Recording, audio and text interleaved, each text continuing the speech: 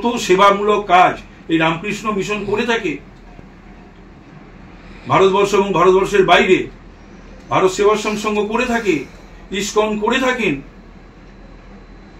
সেই রামকৃষ্ণ মিশনকে আক্রমণ করেছেন মুখ্যমন্ত্রী। তাদের জমি মাফিয়ারা দখল করে নিচ্ছে দক্ষিণী ফিল্মের কায়দায়। ভারত সেবাশ্রমকে আক্রমণ করা হচ্ছে, সাধু সন্তদের আক্রমণ করা হচ্ছে। প্রতিপক্ষ কি তাহলে বিজেপি, কংগ্রেস বা জোট নয়? প্রতিপক্ষ কি সাধু সন্তরা? রামকৃষ্ণ মিশন, ভারত সেবাশ্রম সংঘ এবং ইসকন। এবং তিনি রামায়ণ, মহাভারত, বাইবেল, কোরআন এর সম্পর্কে বলছেন। আমি তো ভাবতে পারছি না উনি কি বলছেন। এবং ওনার আশেপাশে যারা থাকেন তারা ওনাকে এগুলো বলতে বিনয়ের সঙ্গে নিষেধ করতে পারছেন না যে তার কাহিনী, তার উন্নয়নের কাহিনী শেষ হবে না। রামায়ণ, মহাভারত, বাইবেল, কোরআন শেষ হয়ে যাবে। কি বলতে চাইছেন উনি? এটা বাংলার মুখ্যমন্ত্রী মুখনিসৃত বাণী ভাবা যায়? তড়িঘড়ি মহারাজের বিরুদ্ধে মামলা। এটা কোনো কথা হলো? রামকৃষ্ণ মিশন সারা বিশ্ব জুড়ে রয়েছে। আমি বেশ কয়েকটা জায়গায় গেছিলাম। তারা হিন্দু সনাতন ধর্মের রামকৃষ্ণ পরমহংসদেবের বাণী প্রচার করছেন। লেখাপড়া, মানুষের চিকিৎসা, সমস্ত কত সেবামূলক কাজ এই রামকৃষ্ণ মিশন করে থাকে ভারতবর্ষ এবং ভারতবর্ষের বাইরে। ভারত সেবাশ্রম সংঘ করে থাকে, ইসকন করে থাকেন। সেই রামকৃষ্ণ মিশনকে আক্রমণ করেছেন মুখ্যমন্ত্রী। তাদের জমি মাফিয়ারা দখল করে নিচ্ছে দক্ষিণী ফিল্মের কায়দায়। ভারত সেবাশ্রমকে আক্রমণ করা হচ্ছে, সাধু সন্তদের আক্রমণ করা হচ্ছে। প্রতিপক্ষ কি তাহলে বিজেপি, কংগ্রেস বা জোট নয়? প্রতিপক্ষ কি সাধু সন্তরা? রামকৃষ্ণ মিশন, ভারত সেবাশ্রম সংঘ এবং ইসকন।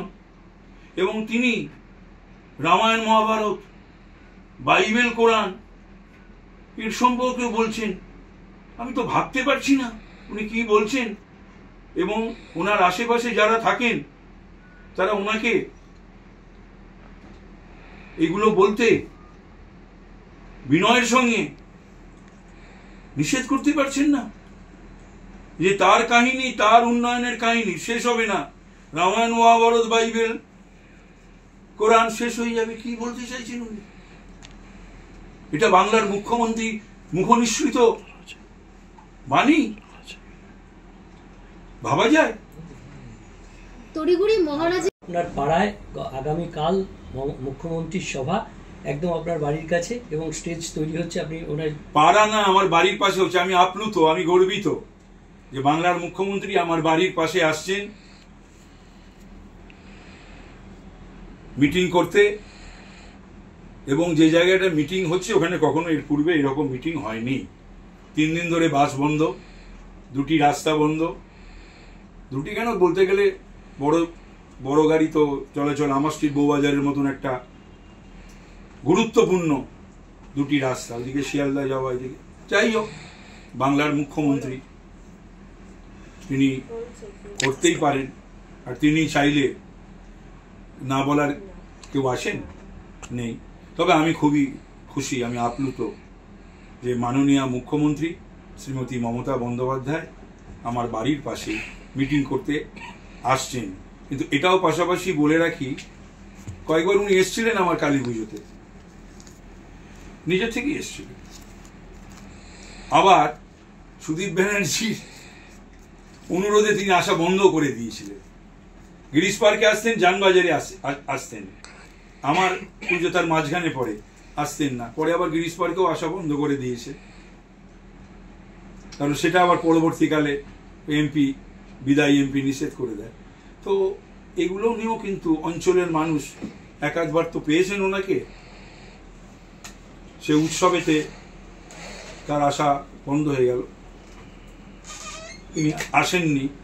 তো সুতরাং এগুলো কিন্তু আমাকে বলছিল কয়েকদিন ধরে, আমাকে আমার অঞ্চলের মানুষেরা 48-এর, 40-এর, 50-এর, 49-এর তারা বলছে।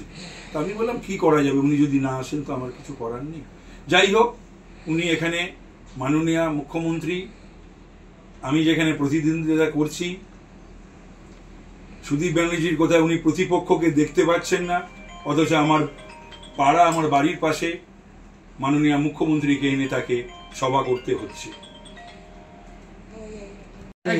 তৃণমূলের এছাড়া কোনো পথ নেই। কংগ্রেসের শেষের দিকে এটাই হয়েছিল, 72 থেকে 77-এ সিপিএম এরও তাই হয়েছিল।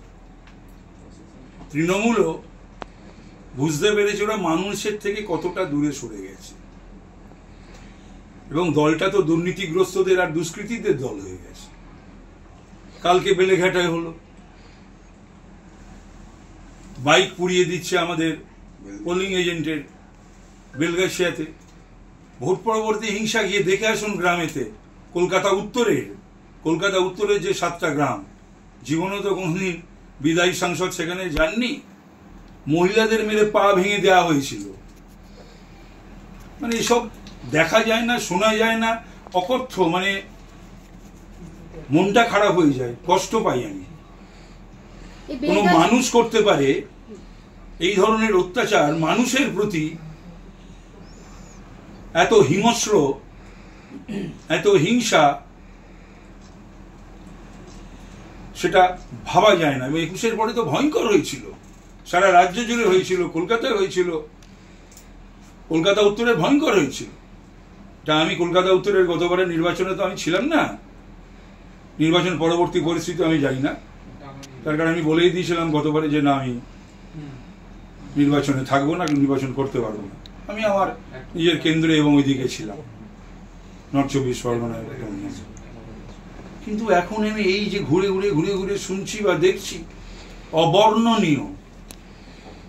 এর নিশ্চয়ই প্রতিকার গণদেবতা আর দেবতা মিলে করবেন। কিন্তু প্রশাসনেরও তো দায়িত্ব আছে। প্রশাসন ঠুটো জগন্নাথ। প্রশাসনের যদি দায়িত্ব থাকতো, প্রশাসন যদি ঠিকঠাক করতো, কিন্তু একদিক দিয়ে বলতে গেলে এই প্রশাসন, পুলিশি রাজ কায়েম হয়ে এই পুলিশে কিন্তু ডুবিয়েছে এই সরকারকে প্রথম থেকে। প্রশাসনই তো ডোবায়। তো এদেরও এই সমস্ত জিনিসকে, এই সমস্ত দুষ্কৃতীদের, দুর্বৃত্তদের ছেড়ে দিয়েছে। এটা কি কখনো কোনো সভ্য সমাজ, ভদ্র মানুষ, গণতন্ত্রপ্রিয় মানুষ, শান্তিপ্রিয় মানুষ কখনো এটাকে মেনে নেয়? এই রাজ্যে আর কি দেখতে হবে আমি জানি না।